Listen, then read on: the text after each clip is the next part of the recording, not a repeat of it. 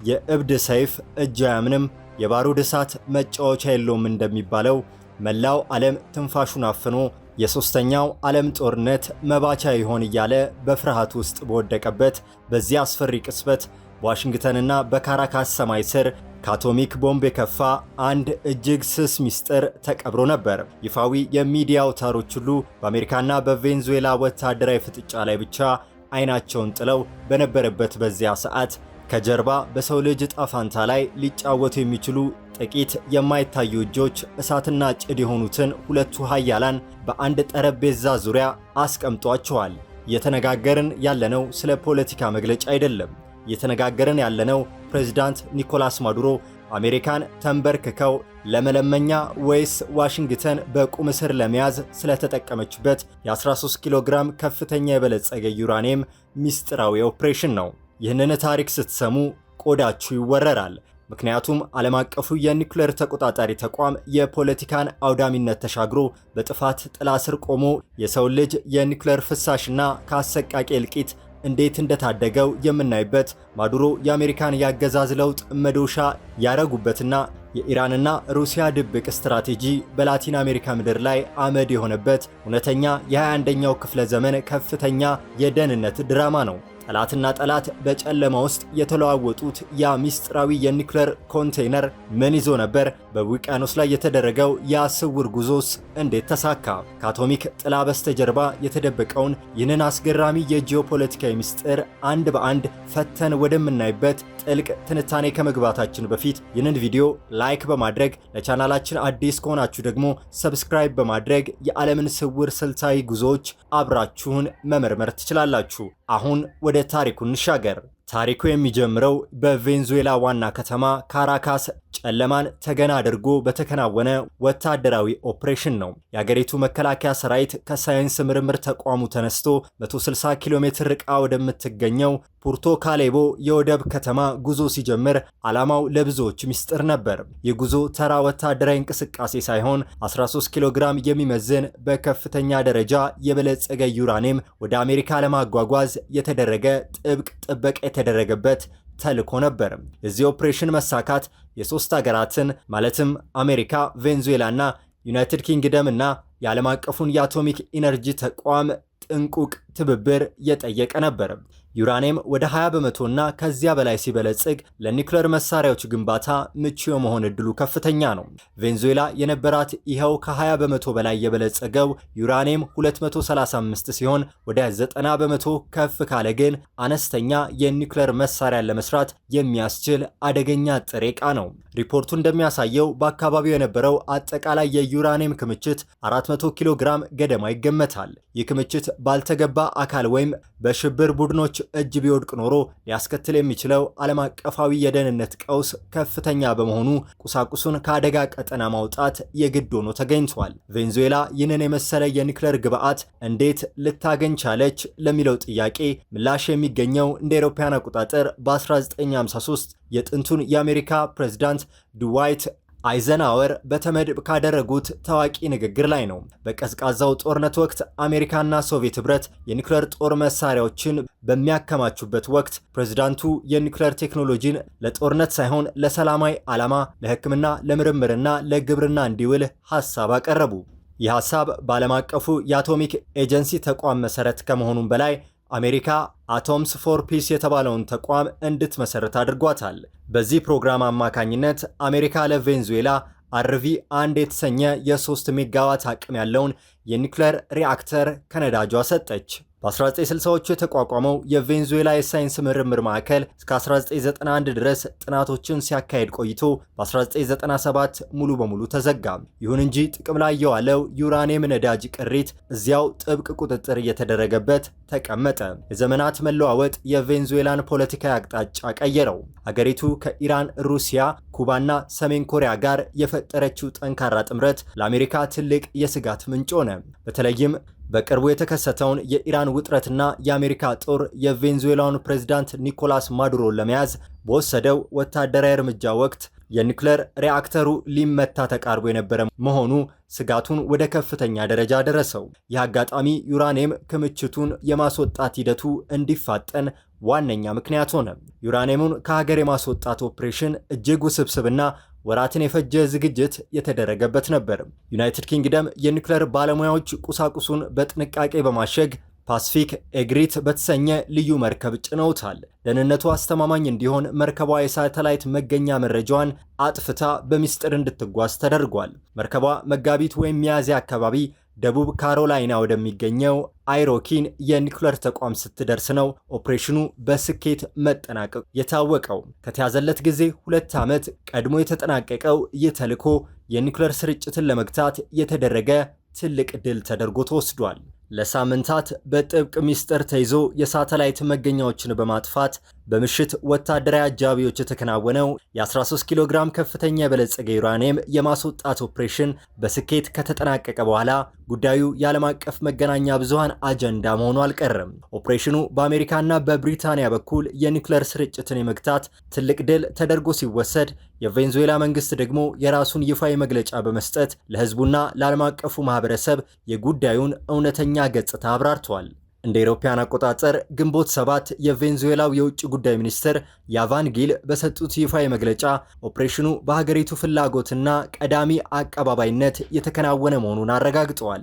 ሚኒስትሩ በመግለጫቸው እንዳመላከቱት ይህ እርምጃ የተወሰደው በካራካስ የሚገኘውን የሳይንስ ምርምር ተቋም ደህንነት በአስተማማኝ ሁኔታ ለመጠበቅና ሊከሰት የሚችለውን ማንኛውንም አይነት የራዲዮ አክቲቭ አደጋ አስቀድሞ ለመከላከል ሲባል ነው። ቬንዙዌላ ቁሳቁሱን ከሀገር ለማስወጣት እቅድ አውጥታ የነበረው ገና እንደ አውሮፓውያን አቆጣጠር በ2017 እንደነበር የገለጹት ሚኒስትሩ በቅርቡ የተከሰቱት ቀውሶች ግን ሂደቱን ከተያዘለት ጊዜ 2 ዓመታት ቀድሞ በአስቸኳይ እንዲፈጸም ምክንያት መሆናቸውን ሳይሸሽጉ ተናግረዋል። የቬንዙዌላ መንግስት በመግለጫው ላይ የተጠቀመበት ቋንቋ የሀገሪቱን ብሔራዊ ሉዓላዊነትና ክብርን በሚያስጠብቅ መልኩ የተቀረጸ ነበር። ዋሽንግተን ኦፕሬሽኑን ቬንዙዌላን ከአደገኛ ቁስ የማጽዳት የደህንነት እርምጃ አድርጋ ስትስለው፣ የካራካስ መግለጫ ግን ሂደቱን የገለጸው በጋራ ስምምነትና በእኩልነት ላይ የተመሰረተ ዓለም አቀፍ ተልዕኮ በሚል ነበር። መግለጫው ቬንዙዌላ የኒውክሌር ቴክኖሎጂን ለሰላማዊ ዓላማ የመጠቀም ሙሉ መብት ያላት ሀገር መሆኗንና የቁሳቁሱ መወገድ የሀገሪቱን የሳይንስ ምርምር አቅም እንደማይጎዳው አጽንኦት ሰጥተዋል። ይህ አገላለጽ የኒኮላስ ማዱሮ አስተዳደር ለአሜሪካ ተጽዕኖ እጁን እንዳልሰጠና ውሳኔው ሙሉ በሙሉ የቬንዙዌላ መንግስት ሉዓላዊ ምርጫ መሆኑን ለማሳየት የታለመ ስልታዊ ትርክት ነበር።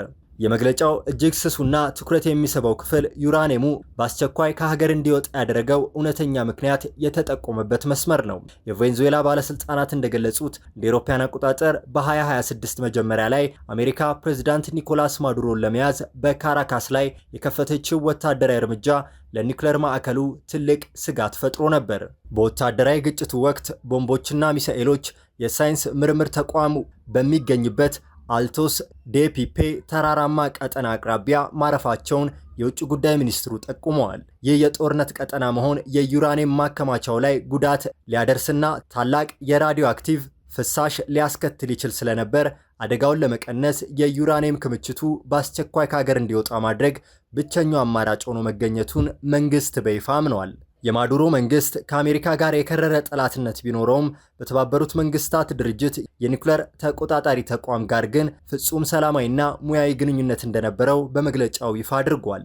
ኦፕሬሽኑ ሙሉ በሙሉ በዓለም አቀፉ አቶሚክ ኢነርጂ ኤጀንሲ ከፍተኛ ባለሙያዎች ጥብቅ ቁጥጥርና የደህንነት መስፈርት መከናወኑን የቬንዙዌላ መንግስት አድንቋል። ይህ አቋም ቬንዙዌላ ለዓለም አቀፍ ህግጋትና ለኒውክሌር ስርጭት መግታት ስምምነት ያላትን ታማኝነት ለማሳየት የጠቀማት ሲሆን ሀገሪቱ በምዕራባውያን ዘንድ የምትፈረጅበትን አሸባሪ ወይም ህገወጥ መንግስት የሚለውን ስም ለማስተባበል ትልቅ ዲፕሎማሲያዊ መሳሪያ ሆኖላታል።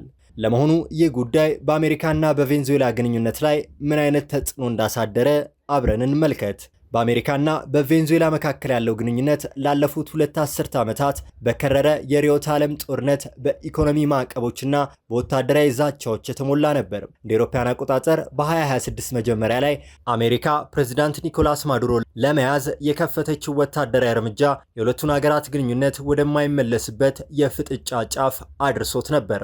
ሆኖም ግን በዚህ የጦርነት ድባብ ውስጥ የተከናወነው የ13 ኪሎ ግራም ከፍተኛ የበለጸገ ዩራኒየም ሚስጥራዊ ኦፕሬሽን በሁለቱ ተቀናቃኞች መካከል ያለውን ግንኙነት መልክ ቀይሮታል።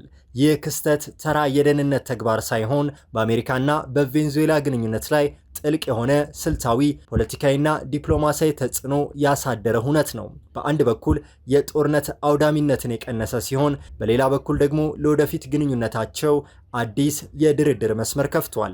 የዚህ ኦፕሬሽን መሳካት በአሜሪካና በቬንዙዌላ መካከል ጠንካራና ሚስጥራዊ የሆነ የዲፕሎማሲ ሰርጥ መኖሩን ወይም መፈጠሩን ያሳያል። ሀገራቱ በይፋዊ መድረክ ላይ እርስ በእርስ የመወራረፉና በጦርነት ውስጥ ያሉ ቢሆንም ከጀርባ ግን እጅግ ስስ በሆኑ የኒውክሌር አጀንዳ ላይ ተቀምጠው መነጋገር መቻላቸው ትልቅ ተጽዕኖ ነው። ይህ እውነት የሁለቱ ሀገራት መሪዎች የቱንም ያህል ቢቃረኑ የጋራ መጥፋትን ሊያስከትሉ የሚችሉ የደህንነት ቀውሶችን ለማስወገድ አሁንም ምክንያታዊ መሆን እንደሚችሉ አሳይተዋል። ይህ የሚስጥር ዲፕሎማሲ ልምድ ከኦፕሬሽኑ በኋላ ለሚደረጉ የፖለቲካ እስረኞች መለዋወጥ፣ ለወታደራዊ ፍጥጫዎች መረጋጋትና ለቀጣይ የተኩስ አቋም ድርድሮች እንደ መተማመኛ ድልድይ ሆኖ ማገልገል ጀምረዋል። ለዋሽንግተን የብሔራዊ ደህንነት ውሳኔ ሰጪዎች በካራካስ ምድር ላይ ከፍተኛ የበለጸገ ዩራኒየም መኖሩ ዘላቂ የራስ ምታት ነበር። በተለይም የአሜሪካ ጦር በቬንዙዌላ ላይ ወታደራዊ እርምጃ በወሰደበት ወቅት ይህ ማዕከል በአጋጣሚ ቢመታ ኖሮ በአሜሪካ አቅራቢያ የሚገኝ የኒውክሌር ቀውስ ይፈጥር ነበር። ዩራኒየሙ ወደ ደቡብ ካሮላይና አይኪን ተቋም መዘዋወሩ አሜሪካ በቬንዙዌላ ላይ የምትከተለውን ወታደራዊና ፖለቲካዊ ስትራቴጂ ይበልጥ ዘና ብላ እንድትቃኘው አድርጓታል። የኒውክሌር ፍሳሽ ስጋቱ በመወገዱ ዋሽንግተን በካራካስ ላይ የምታደርገውን ወታደራዊ ጫና ያለምንም የአቶሚክ አደጋ ፍርሃት ለመቀጠል ወይም ለመቀነስ እንድትችል ስልታዊ ነፃነት ሰጥቷታል። የኒኮላስ ማዱሮ አስተዳደር ይህንን ኦፕሬሽን ለራሱ ፖለቲካዊ ህልውና በሚጠቅም መልኩ ተጠቅሞታል። ማዱሮ ዩራኒየምን በቀላሉ አሳልፎ በመስጠት ፋንታ ከአሜሪካና ከብሪታንያ ከፍተኛ ዲፕሎማሲያዊ ስምምነቶችን ለመንጠቅ ተጠቅመውበታል።